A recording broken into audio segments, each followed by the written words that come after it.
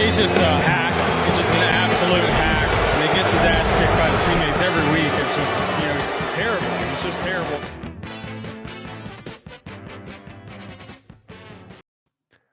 Welcome back to the city. Joe DeLeone, Sean Anderson, two former college football players here talking week 11 of college football.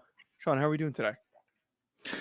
I can't encourage the Billy and Mandy clips on Twitter enough. It's all that I look forward to doing after I get off work. It's just scrolling, watching the there's some dude. You got it.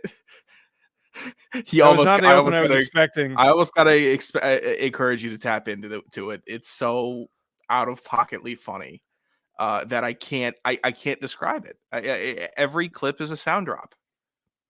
I'm not gonna lie. I was never that in. I've watched Billy and Mandy, but it was one of those shows where I don't know. I was always a little freaked out by it when we were kids. Sure, why wouldn't you be? But the clips are great now as adults. The clips are great as adults. That was never a 1 seed for me. Ed and Eddie was a 1 seed for me easily. On Cartoon Network, Courage the Cowardly Dog was way too much for me. That was way too much. Oh, that was the freakiest, worst, and most terrible cartoon ever produced. That was horrible content. I know you haven't, but there's a couple really freaky movies called Hereditary and Midsummer. I haven't watched Midsummer because it's a scary cult movie. There's way no business with that. But they have to have drawn upon some type of inner workings of humans to scare children that badly in that show. Like, there's no way it should have been that scary because they did it perfectly. Right. They did it so perfectly where in a cartoon, it's that creepy. And it's not some creepypasta animation where it's distorted music or anything. It's just scary. And there's nothing about it that, like, I don't understand how it's a children's show. Like, that's the thing. I don't know if I would be to me. Because it's genius because it's a children's show and kids are either like SpongeBob the demented older brother kids that have an older brother that have seen some shit. But my point is that the demented fucks who made it off of the premise that, oh, we can watch this and this is, or kids will watch this and like, oh, look at the silly cartoon dog, but they were really trying to freak the hell out of us and traumatize us. I am willing 100%. To bet it is some, creepy effed up, fetish or something. I'm willing to bet. Think we were there. I would say maybe we were in like an Ivy League experiment. That's quite possible. Like Columbia. To see the brain damage caused? Yeah, to see the brain damage. I'd believe it. Speaking of Twitter, and before we get to the games, as we just kind of let some people file in here, today might have been the biggest mess possible on Twitter, and I can't wait for the rest of this week. But the fact that one, Ballsack Sports is now verified, and then two, we are going to have all these fake verified accounts pretending to be people without any way to prevent that from happening is appalling. Like the Aroldis Chapman thing, the LeBron thing, the Josh McDaniels thing. I wonder how bad it's going to progressively get because even without the verification mark, people were still getting caught. Yeah, I'm not paying for it. Are you paying for it? I wouldn't expect so. Unless you get, but like, how do you get verified without paying for it? Like, I don't understand. So verification was like closed up for a while, unless you, I think, knew somebody or you were just a really big deal and somebody else knew somebody at Twitter. But now, like, there's applications where you have an affiliation and then you write out what you do and why you're either a public figure or someone that needs to be who you are. Like, you or I could actually submit a claim, I think, with our statuses as of right now. I think it's big enough. Because I've tried to before, and you need to be like a reputable journalist on like with a credible site. I see Kevin Moore and like Tyler Cruz are but they're actually doing reporting and stuff like that. So and they have the third of the amount of followers that we have. Not hating. I'm not hating. That's Joe doing the hating, but it is what it is. I just don't have a lot of respect for. Never mind. I'm not gonna go down that. I'm not gonna. I say enough bad things on this show. I'm not gonna. Not for them specifically, but for someone for specific types of media people. I'm not gonna go down. No. I'm not. How are you going on while not going on? I'm not gonna finish. You're trying to shut it down, but you keep on making it worse. I'm shutting it down, but I'm not gonna shut down. Sean, I have not shut down my. Wait, this last random tail off topic before we get into this, because I was going to Sure. set you up for the read, and I got back into sports betting this week, and I placed an egregious 11-leg parlay for the hell of it. But dude, they didn't pass legalized sports betting in California. It is the only state to not pass it because of these self-righteous dickheads in this state. I'm sick of it.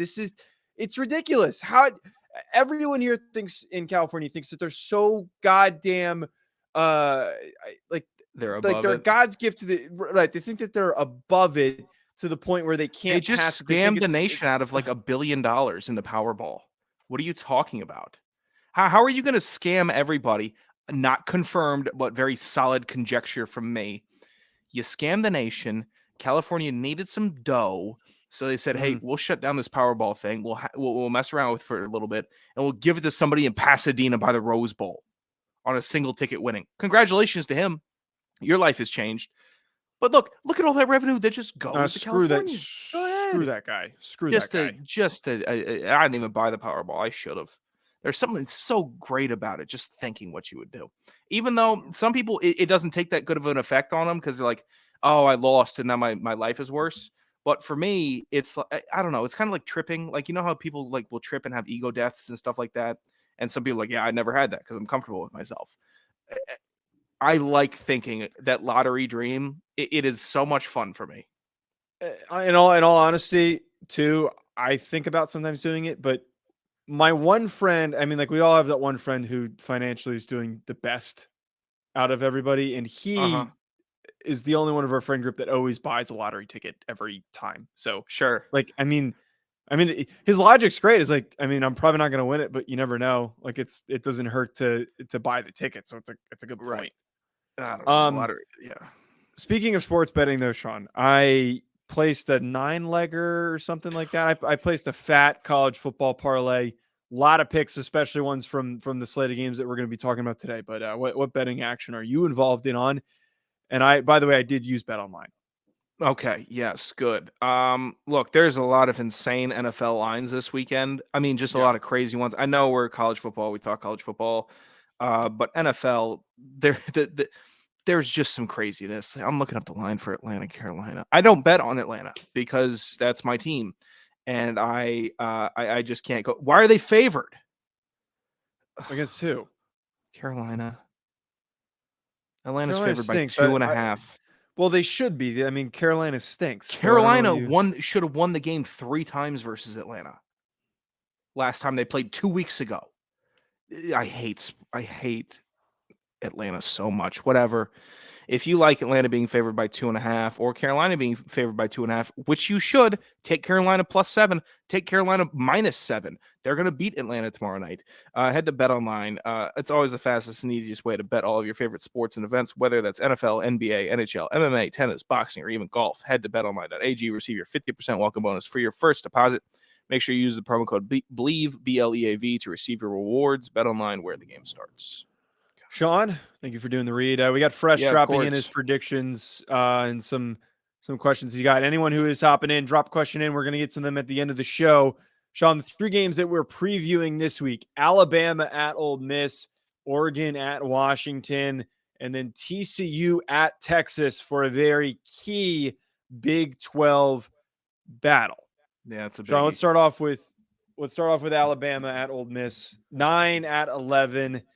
Now, we know that there's tension, unreported and unverified tension between Lane Kiffin and Nick Saban. There's the alleged... Kiffin tweeted out a picture of Lane's book today. He's so great.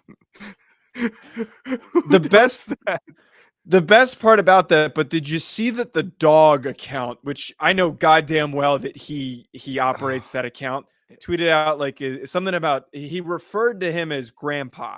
He referred to Nick Saban as grandpa. And that's even more fucked up because of the alleged, I don't know if you know this or not, but there is speculation, and I've heard from a couple of different people, that apparently Kiffin had been, let's say, interacting with Saban's daughter. That's all I'm going to leave it at that. So to place that tweet out there, if that is true, is pretty ungodly chirping to be saying that. Nobody has bigger balls. Nobody on this planet has Evel Knievel. Not bigger balls. No Yeah. stunt man, any of the city free climbers that are climbing the skyscrapers. How do you even say something like that? What a menace. He's just a menace. I love it. I love it. You're a menace. Go ahead, be a menace. If people think you are, why not buy into it, Lane? You know why? Because I'm gonna get juiced up about it. You give us something to Yeah. talk about. Congratulations. I'm glad that he's such a heel. But for though he's the biggest but- heel, but he's also the greatest baby face of all time for someone that likes him. But that's the thing, though. The thing with Lane Kiffin in this matchup is that he's the heel, but at the same time, and we've talked about also on the show, Lane Kiffin is one of the most charming men in college football. He's Yeah. he's kind of like a goof, and it's like, oh, it's Lane, and like everyone just kind of laughs along. I don't think anyone hates him, but at the same He's time, a caricature of himself. it's a supported. I don't know how to describe it because there's not even like a characterization of what he's doing. There's never been anything like this. It's unprecedented where he's just trolling the teams that he's about to face off against. And he's trolling a guy that he, again, has had open admitted tension with outside of the daughter speculations. They apparently weren't even really on talking terms. Like there's all these just speculation of how much they hate each other. I don't think they interact with one another. To do that stepping into this game when Nick Saban is probably questioning his future, is probably questioning, what he's going to be doing, after this season. And on top of that, probably extremely frustrated about what happened, him losing to Brian Kelly, a guy that he's been dogging for the past 5 or so years. It's perfect timing. And it's how you piss off Nick Saban. You got to do it when you're playing him at home. Here's what Kiffin has done. He has made himself an archetype. Now people that follow him, that act someone like him, it's like actors. Oh, we want a Seth Rogen type. Oh, we want a Matthew McConaughey type. That's an archetype. Kiffin is an archetype of himself. That's what he is. 20 years go by, archetype. Kiffin's done coaching. This guy's Kiffin. We want a Kiffin, or we don't want this guy. He's a Kiffin. That's what he's become. It's so fascinating. It is fascinating, and it's, maybe he's got like a little bit of that Mike Leach in him. He's just so different. And this matchup to me, like we did notes for all these games and such that we're talking about today, and I tried to have some contextualized stats for when we want to bring them up. But honestly, I don't know if any of that means anything. Lane is going to come out in this game and pull all the stops. He is going to show up and do literally everything that he can do to win this football game. This is the Super Bowl for them because realistically speaking, they're out of winning the East. LSU's probably most likely going to win out unless Brian Kelly does Brian Kelly things and completely stumbles over himself. But this is their shot. Like this is their shot to legitimately place themselves in a really good position for a big New Year's Six game. But most importantly, to get back at Nick Saban, who he clearly does not like. Anything can happen. And hell, the headline that I wrote down, I think it's just the only way to describe this. Can Kiffin cuck Saban? That's what's going to happen. Is it going to happen this week? I don't think Kiffin likes seeing that he's 12-point dogs to Alabama. I don't think that Absolutely he appreciates knowing that Alabama has been kind of whack this year, and they've been a little soft on defense, and they don't have that big playmaker on offense. And then you're still giving them 12 points over you. You're down 12 if you want to cover or push to start the game. Ole Miss is putting up 494 yards a game. Alabama's putting up 482. Typically, this defensive matchup for total yards allowed would be halved by Alabama. Kiffin and Ole Miss, not great here with a 378 per game. But Alabama, 303. That's a little that I haven't seen that in a while from them. Yeah. Maybe I think if we take this look in, like as you're taking it into what has been successful for both these teams, Ole Miss has a really good rushing attack. Zach Evans and Quinshon Judkins are the best running back pairing in the country. That shouldn't be a hot take. Alabama also has Jahmyr Gibbs, and we know that the success that he's had this season. But if we're putting these teams both down on paper, Alabama's defense is significantly stronger than Ole Miss's defense. Agreed. Like, we haven't seen an embarrassment type week from Alabama's defense, except for maybe the Tennessee game, which was a really, really rough game. Ole Miss got embarrassed by LSU. And like, that's what Alabama's going to try to recreate, is that type of production against Ole Miss. Here's the thing, that was at LSU also, though. They're home dogs, Ole Miss is. 12-point home dogs. They're in Mississippi. I know it's starting at 3:30. It's not a night game. It doesn't need to be, though. Mm-hmm. That could be a home field advantage, because I think the Ole Miss kids and students and everyone that goes there, a little sick and tired of Alabama. A little sick and tired. Now you have the opportunity to stick them with a 3-loss season for the first time in a decade. Go do it. I think that they could. Or so they could at least cover 12. Let me ask you this. Uh-huh. Speculation aside of like what could happen, what do you think happens here? Do you think that Alabama is too down bad, that coming off of this LSU loss, they're hungover, or do you think they're galvanized? Do you think that this is a rallying point for Nick Saban? Because, I mean, realistically speaking, Saban in his career has always turned around to huge victories after bad performances. And I think that he's the type of coach that is going to rally his team and get them ready to go. But at the same time, this is an unprecedented season for the Crimson Tide. I don't think that this game is close at halftime between the two. I think Alabama gets out to a hearty lead. And then I think Alabama's going to play how they're going to play in this game regardless of home field advantage, all that stuff. It depends on if Ole Miss can step up to the situation. That's what it's dependent on, because they're going to be down at half. Ole Miss will be. And is it going to be, okay, let's pack it up? Or is it going to be, hey, let's start coming back. Let's start scoring a little bit and try to get some momentum going on our side? Because Alabama doesn't face opposing momentum very well this season. They don't. Mm-hmm. Whereas years past, it's like, hey, we're Alabama. I don't care if you guys think you have the momentum. We're still a better team. I don't know if they genuinely think that way this year. Whereas Ole Miss, if they get some momentum, maybe they can drive that stake into the chest. I do not think it'll be close at halftime, though. It could be 24-7. First quarter, Alabama could have 2 scores pretty easily. I have significantly more confidence in Ole Miss, and this is one of the few games this whole season and this week, as I said earlier, where preceding performances are almost neutralized. They're taken out of the equation for predicting this game. I just really believe that Lane wants to win this one badly. I think that Alabama likely wins this football game, and this is going to be a win for Alabama. But based on the fact that they haven't been able to pull away from their more difficult matchups easily, this feels like a closer game for me, especially for the fact they haven't traveled well. They haven't traveled that well at all this season. And the 2 best examples are their 2 losses, when they traveled to Neyland to play Tennessee and when they traveled to play LSU. Their inability and Texas. I always forget about the Texas game because it feels like it was a complete other season ago. But that's another really good example of a game that they probably would have lost if Quinn Ewers didn't get hurt in that game. So their inability to travel, their inability to get started quickly is very problematic.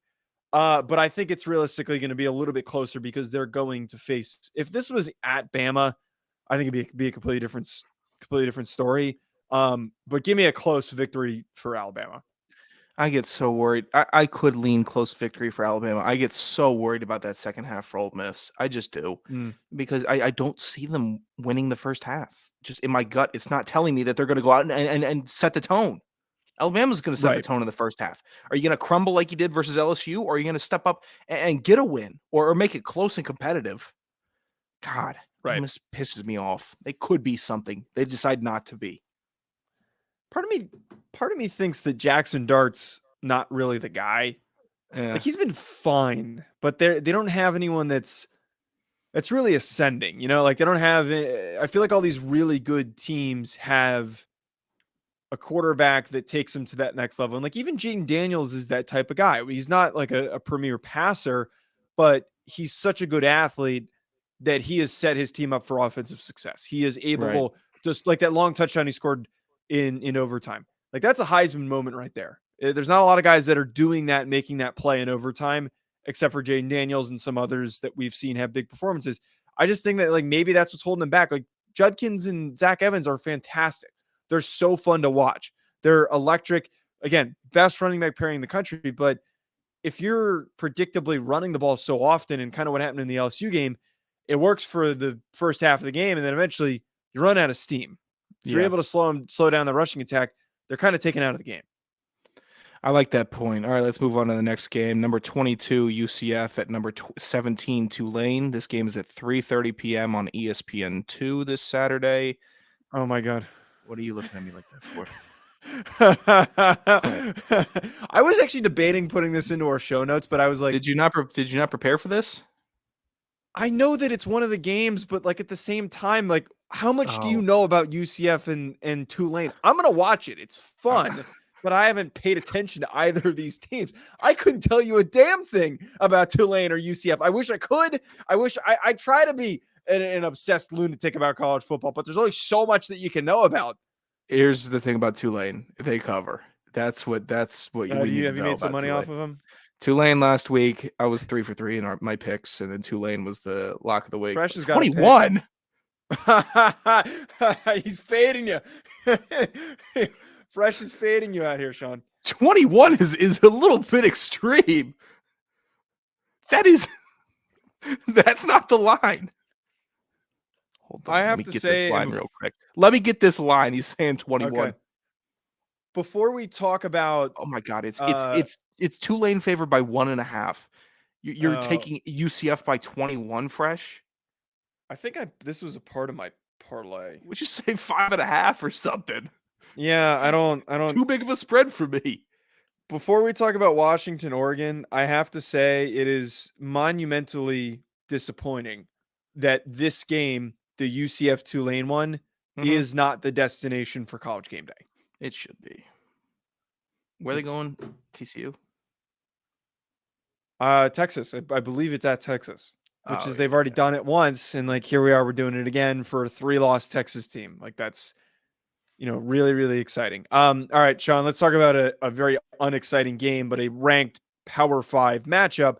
Number 6, Oregon traveling to number 25, Washington. Now, Washington snuck their way back into the back end of the rankings. Such just an easy ploy to say, hey, let's throw in the 3-loss Power 5 team in the back end that hasn't necessarily really done a whole lot, but they're a quality program. And that now we are obviously talking about this. I'm going to keep this one straight, Sean. I'm going to shoot this one straight.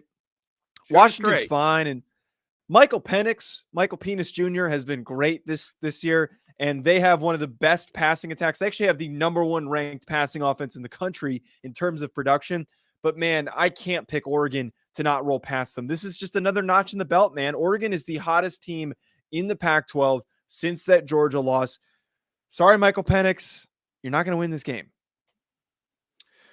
No, I don't think it would be just really even close either. Just on the snapshot box score here. I mean, Oregon's averaging 520 yards a game. You're not beating that. You're not beating 520 yards a game. Your defense isn't that good to hold them to underneath your average. You're not.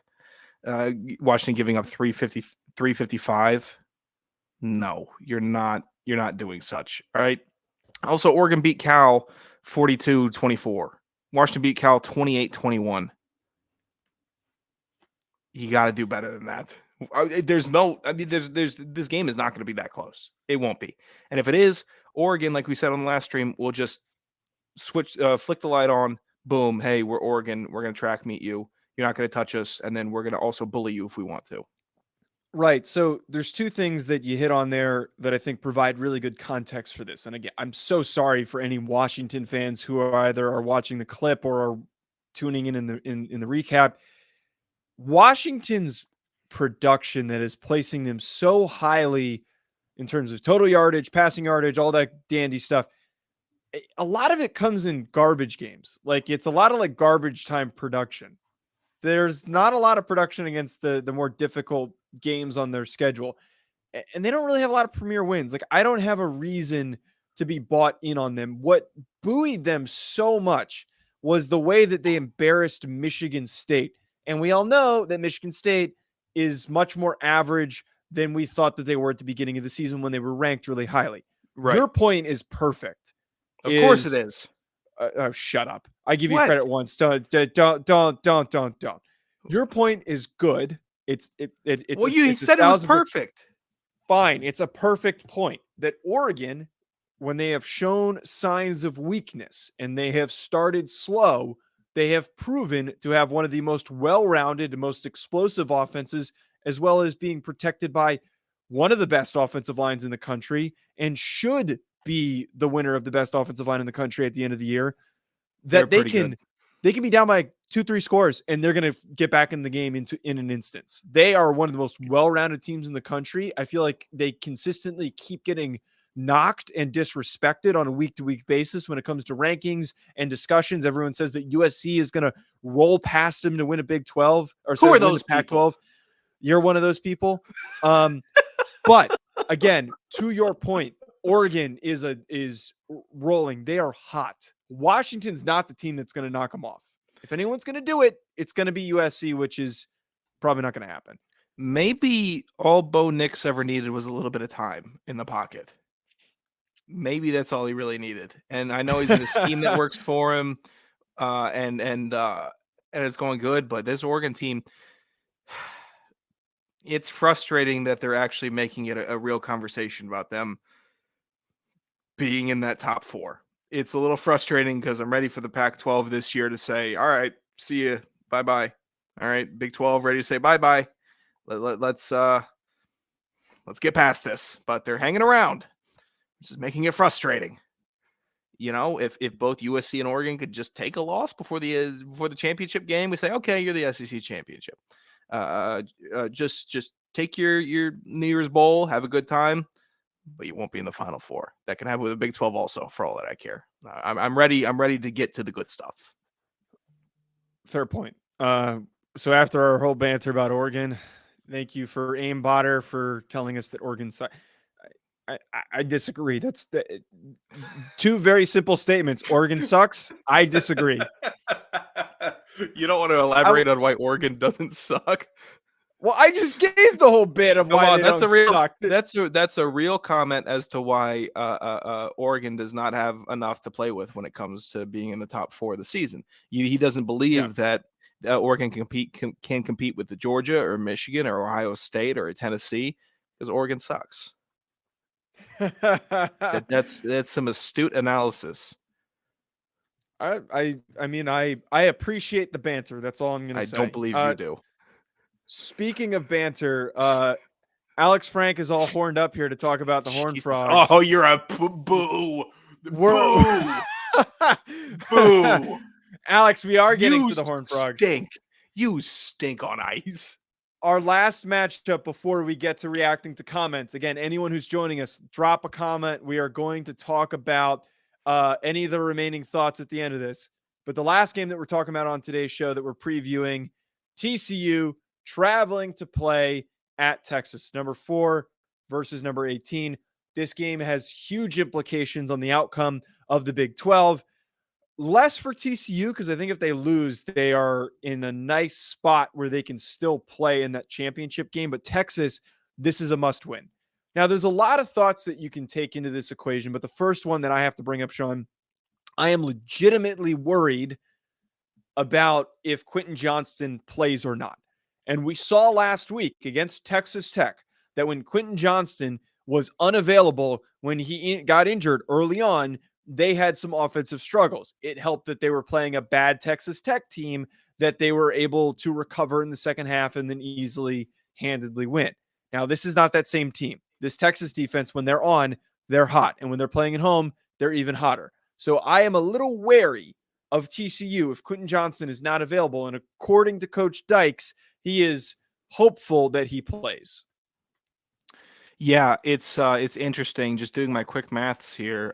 Johnston, 42 catches, Duggan, 161 completions off the top of my head. That's 25% of the passes that Max Duggan has completed has gone to Quentin Johnson. That's a pretty big factor in the offense, at least for the completion standpoint. 244 attempts. Okay, I get it. So if we're going to average that down and ratio it and let all the Twitter analytics dorks try to tell me, oh, he's really not that much of an offense. That's a big part of your offense that you're losing. You got 650 yards on the season, 4 touchdowns. He has a reason that this Texas Christian offense is going the way that it is. And you can't take away from the chemistry either. If you're a college team, a high school team, middle school, or a professional team, a chemistry between a quarterback and a wide receiver is pretty huge. And especially if you're winning, it just gets better. You stay after practice later. You hang out with each other more. You go to practice early in the locker room. You're constantly throwing the ball back and forth, throwing it around. You see when teams are winning that the players on them want to stay on the field longer. The big boys don't want to be. I don't want to be on the field anymore. I'm drenched in sweat. I just lost 4 pounds in practice. Get me to the dining hall, please, and thank you.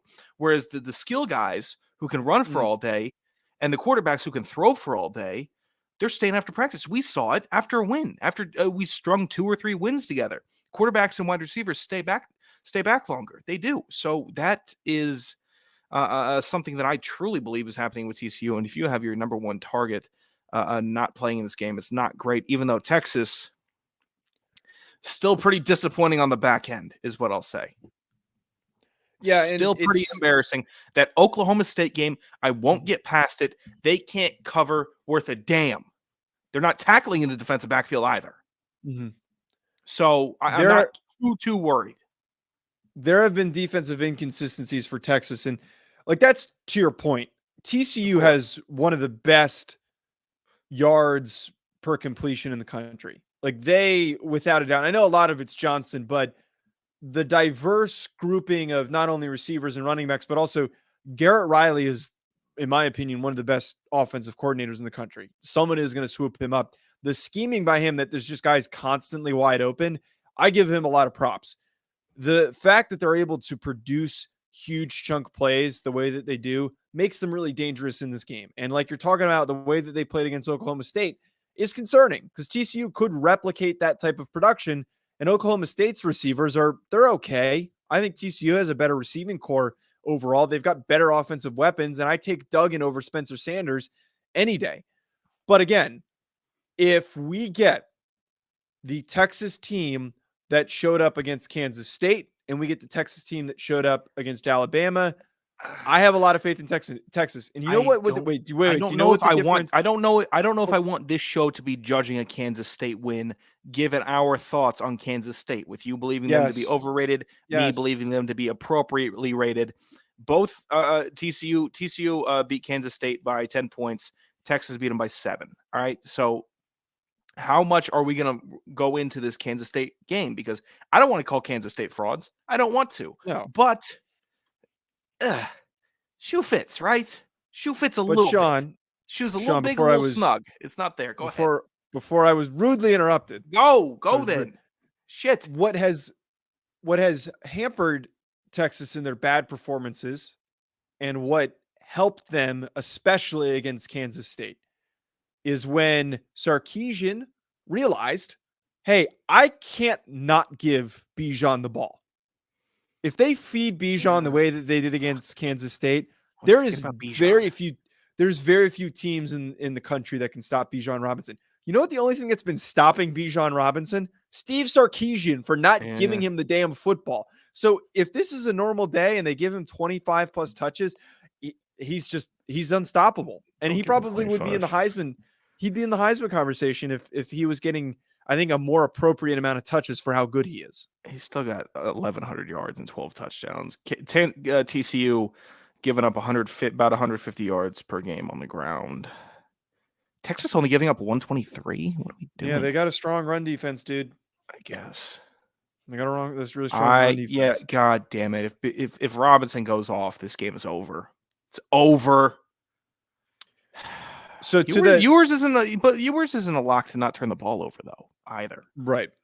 So to that point, if we're giving a prediction for this, Sean, like a concise prediction, boy, who do you sit with? Oh, fuck. All right, I've made the decision. Easy. I'm riding the hot hand, the hottest hand. TCU's white hot. They're just a hot team that has won all year. I'm not going to buy in. I'm not going to start drinking the Texas Kool-Aid right now. I'm not. Okay? They're not. Fuck, they have talent though. No, they don't. They have talent, but it's not polished talent yet. TCU, not as talented, but that's a polished ass team that they have right there. They are a team. They're a team that doesn't give a fuck who they're playing week to week. They're a team that goes into it with a good game plan that is incredibly well coached. They're disciplined, and they have a quarterback they can rely on. They've got offensive weapons, and their defense is able to get off the field sometimes. And for a Big 12 team, that's all I'm asking for. Just get off the field sometimes, and we can win a game. I was about to pick Texas, but now as I'm thinking, I have been hurt too many times by Texas, and I know that I've times this year. Yes, I join you in that, and I don't care. I don't give a shit about Texas either. But I've been ready for them to do their thing, and they haven't. Especially in the prediction I had for the Oklahoma State game, like that is one of the worst games that I've predicted incorrectly, and that was very frustrating for me. As much as I think some people will like to say that I've been very TCU biased this season, I don't think that bias is unjustified. Texas is the more talented roster. That's not a hot take, but I totally agree with your point. Texas, for some reason, in these really big must-win matchups against bigger opponents, seem to not be able to finish games. I'm leaning TCU. I think that TCU is going to come out. They're going to win this game. It's going to be a close game. If Quentin Johnson plays and he's fully healthy, fully recovered. That was going to be my final caveat, because I know we're doing it on a Wednesday. It could be a very big pop-off game. A lot of my confidence is relying on Johnston playing. I would not be saying all of this so confidently if he were not playing. And again, still up in the air. What are we going to do? But right now, at the current state of him, I'm under the impression that he is, just by a yes, that I will take TCU in that manner. All right, let's get to some of these comments that we've got here, Sean. Okay. First one, we've got a lot of them so far at the top. When Saban retires, Lane Kiffin needs to be top priority to get him back. And then there was a follow-up from Fresh. Who do y'all think Alabama should be trying to get when Saban retires? He is 72. I think it's unlikely. Brian Harsin, shut the fuck up. What are you, Colin? That's such a Colin answer. Kirk Ferentz, it's such a Colin answer. Why are you getting mad at me? Why are you getting mad at me? Because you loathe Colin. You're so anti-Colin. I love Colin. I'm so no. I'm hot on Colin right now. You're so anti-Colin, but no. Colin's got the coolest seat. Colin's got the coolest seat right now. All right. He's got the cool. Yeah, he complimented my jacket, so me and Colin are on great terms. Oh, that's all it took. Not the fact that him and Fresh have been doing a really good job of conversing in the chat. They have done. They've done a very good job. I'm gonna fight you. You know what we're gonna do? National Championship Radio Row. There's a good chance that Sean and I are both here for National Championship Radio Row. You and I are gonna do a board drill in the middle of Radio Row. We're gonna do it. That'll go poorly for you. I'm gonna start preparing. I don't care. I'm gonna do it. I'm gonna bring a chair with me. I'm gonna bring a metal chair. What do you mean you're gonna bring a chair? That'll still go poorly. I'm gonna use the chair for leverage. Joe, we've gone over this. A 15-year-old me could beat up a current you. I've offered to give you a chair or a weapon. I still take myself. I'll give you a bat, and I'll still beat you. I'm throwing hands with you at College Football Radio Row this year. That makes no sense. I don't know why you would want that. That is a promise to the. I know I'm going to lose, Sean. It's all off of principle. I'm going to start a fight with you, and we're going to get thrown out. Were we Tracy and Ern fighting on the side of the road? God. We didn't answer this question. To answer this question, Kirby Smart would be perfect, but they're not going to get him because Kirby's. He's at his alma mater. Yeah. Lane Kiffin makes a lot of sense. He's a little flighty. But Lane's a little flighty. I think he doesn't want to be there. Like, I think he would much rather be somewhere else. Like, I don't think he's that connected to Alabama. Like, well, I almost don't even know who made is this Bill O'Brien's job? Who's dummy that just got fired? Matt Rule, maybe? No, it's got to be like a Bama guy. Maybe. It's got to be it's going to be like a Krzyzewski pass off type of a deal, you know? It's going to be one of those situations. Or like a Belichickian type of a pass off. Like I don't. What about Coach Prime? That's one that I've seen because I think that they're. The CFE guys are really hot on that. Coach Prime going to a city though, like Phoenix. They're really high on him going to Arizona State. So that's what I've said. Yeah. How well do y'all think Chip Kelly has done with UCLA? I think he's been fantastic, and I've said this before, Sean. Really good.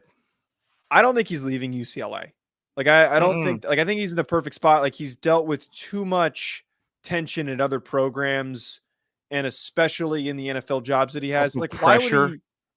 Right. There's no pressure. And he's already exceeding expectations. They're ranked in the top 15. That just do that every single year. And UCLA fans are happy. The non-existent UCLA fans. Right. You don't have it. You got a fan base that doesn't give a shit, doesn't go to the games, and you still win and get paid. Love it. All right. What other comments do we have? Oh, this is you commenting on the comments. Whoa, what was that comment? What was that? It was Who you commented saying, that? I can't believe. Oh yeah, that was awful. Commenting on your own stream. No, that Sean Anderson guy is making some good points. Actually, we're answering too many of Fresh's questions. So Colin said, "Sup boys? Anyone else clean out a bar last night?" Colin, give us context. I don't know what the hell you're talking about. Yeah, were you?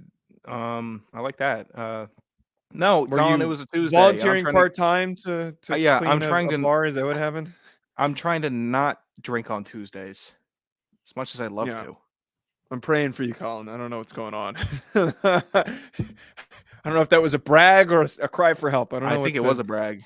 He's just chopping it up in Delaware, clearing out, drinking the bar dry.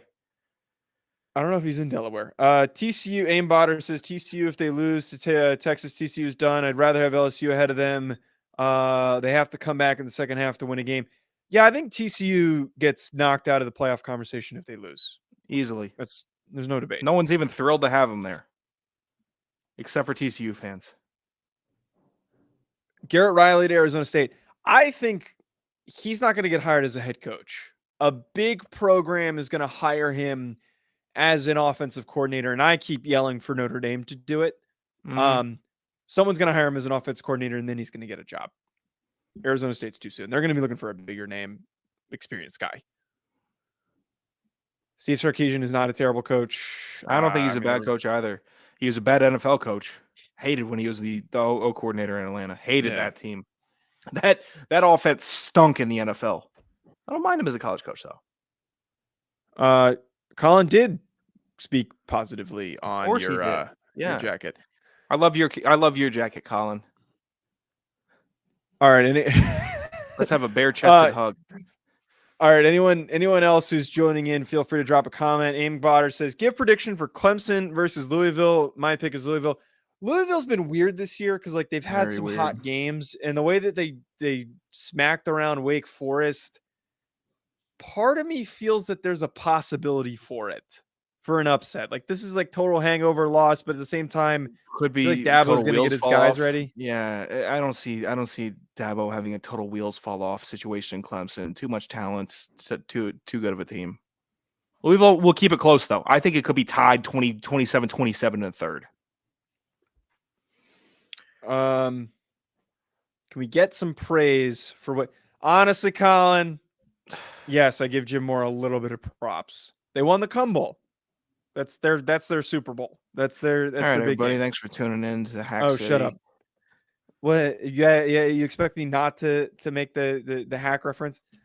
Okay, Alex Frank. You guys keep talking about Bijan, but ignoring Kendre Miller, who is the second best effing back in the conference. I mean, Kendre Miller's great. Like he's a fantastic running back, but Bijan's on another level. Bijan's going to be a top 15 draft pick. I've done my film evaluation on him. Go check out the draft prospects episode on the channel where Ryan and I broke him down as a prospect. Like he's fantastic. He's very explosive. I'll do a quick film eval on Kendre Miller while you're talking right now. Okay. It loads up. If I can get some film here. Bijan is the reason why Texas has had success. Like they have won games purely off of Bijan winning them games. Plus Quinn Ewers, geez, that was bad mispronunciation. Quinn Ewers taking over a couple games. But Bijan's been a big reason for their success. I think Kendre Miller is great. He's a great player. Their success has come from Quentin Johnson and Max Duggan connecting mostly. But no, I lean heavily Bijan in that matchup. If anyone's going to take over the game, it's going to be Bijan. Yeah, Kendre Miller is a very exciting running back because he's kind of he's very flexible, very light on his feet. He's always jumping in the air, always falling forward, which is very good. He's a strong runner, but he's God, who am I comparing him to here? He's just slippery. He's slippery, and it is his limbs go all over the place. Well. His arms and his legs are all over the place, and that makes people excited because you're like, oh, there's the action. He's kind of like a firework going off, and you're like, oh, look at this dude. He could really play running back. Where I'm like, okay, he could have hit that hole. He could have not hit that hole. Regardless, no, he's very exciting, which is good for him and TCU and college and for his shot at the pros. But I'd like to see him keep it a little more uniform just with his body movements personally. But he's very good, very talented, very fast. 100% agree, my guys. My point was Kendre is rushing for 130 game and nobody. Yeah, I agree that I feel like Kendre Miller is not getting a ton of credit, and it is a little weird that he isn't getting brought up. Duggan's playing so well. The quarterback's always gonna. Yes. If Ewers was killing it, we would be talking so much more about Ewers and not Bijan Robinson. That's it. Yeah. If the quarterback's just always going to get the nod from dorks like us. He just will. So if Duggan wasn't doing such a good job running that offense, then we would be talking a lot more about Kendre Miller. This is a fun question, especially because I work with CJ. When are we going to get another CJ 2K? I don't know if. I feel like a lot of athletes these days are playing receiver. Like, I feel like a lot of the best athletes are playing receiver. And realistically, to get another CJ 2K, we need another 4-2 guy. Like, there's just not a lot of running backs that have that vision and that burst that Chris Johnson has. Tyreek Hill could go for 2,000 this year. I know it's receiving, but he'll probably be our next. If he stays on pace, which why wouldn't he? Because he's doing it in Miami this year with a brilliant way to play wide receiver, and that offense is just going crazy. So he could be the next 2,000-yard skill guy. Oh, Colin, it was not a subtle name drop either. It was all over. It was just such a brag. Yeah, go check out Smash and Dash for anyone who's looking for it. His podcast that he does with Lendell White. I think he's even talked about how he transformed the running back landscape. Like, it's always been big bruising guys, and it was kind of shifting away from that. But Chris Johnson opened the door for these more scat backs, these quick, fast, explosive running backs like an Alvin Kamara, like a Saquon Barkley. I'm trying to think who else, like a Nick Chubb, like guys that are really much not a CJ2K type back. But I'm not saying that it's a direct comparison, but like very, very fast, more elusive running backs than hit the whole grind out. That's kind of a wild statement. That's like calling yourself Allen Iverson of the NFL with that. If he's, who else is I'm just thinking, man, a better example that has. Let me think. Who else has reshaped the running back mold more than Chris Johnson? I think that Chris Johnson absolutely has. Oh my God, Adrian Peterson. But Adrian Peterson is a throwback. He and Derrick Henry are throwbacks. He was not a throwback when he was going in, man. 230 pounds, big body running back. Like that's what they were. That's like Marshall Faulk issued in a whole different era. He was ahead of it. And if you want to say like Curtis Warner did it with Seattle in the 80s and the 90s before that, you can. But I'm sitting here thinking, if we're talking about the new entrance of the running back, Chris Johnson's the fastest running back we've ever had. Yes. But he was still running inside zone. That's the thing. He was still running inside zone. That's a good point. But of course, I feel like those guys were ahead of their time a little bit and were uniquely used. But then Chris Johnson was hey, we need to get guys like this. Like Trey Archer's not getting drafted where he's drafted. Yeah. If it wasn't for Chris Johnson. CJ Spiller might not be doing that either, because CJ Spiller was supposed to be a Chris Johnson type guy also. He was always in my Madden franchise because he was so fast. I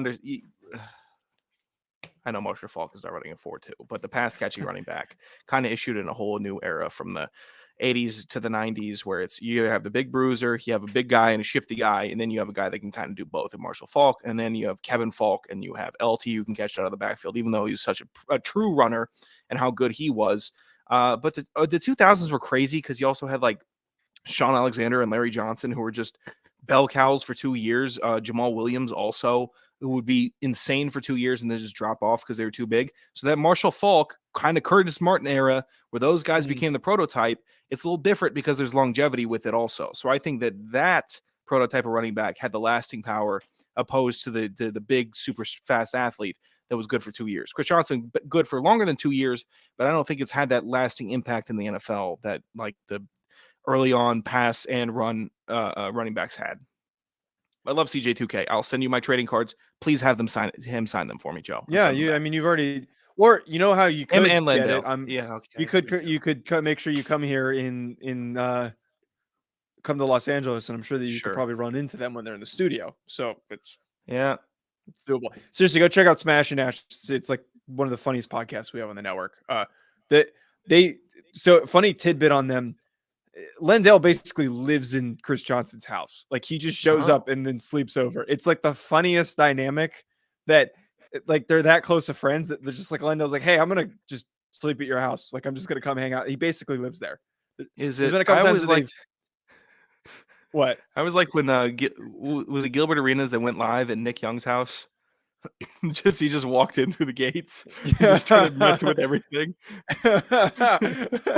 It's very much the same vibe. It's a very, very similar vibe with the two of them. They travel together. They just go wherever they're boys. As much as possible, as much as they could be. Last thing we'll end with this. Colin, when we celebrated Election Day, so we were cleaning out the bar. Sean, did you vote? I didn't. Don't worry about if I voted.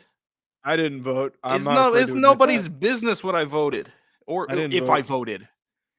It's everybody's business. It's nobody's business. You should keep it that way also. Dummy.